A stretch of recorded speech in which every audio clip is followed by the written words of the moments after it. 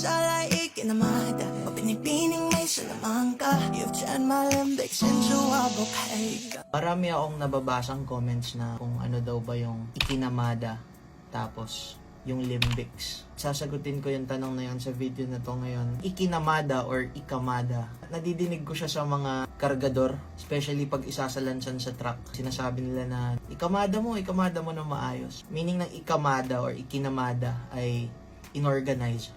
Yun yung ibig sabihin ng ikamada. Yung limbics naman, meron siyang deeper meaning. Kasi yung girlfriend ko, ang course niya ay nursing, na kwento niya sa akin na napag-aralan nila na nagkakos ng anxiety ay part ng utak natin, yung limbic system. Pag nagkagulo-gulo yun, responsible sa emotion ng tao. May nangyari dun sa part ng utak natin na yun.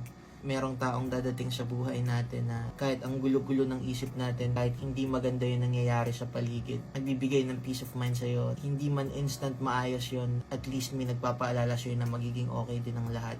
Doon ko nabuo yung pinsala'y ikinamada o binibining may salamangka. You've turned my limbics into a bouquet.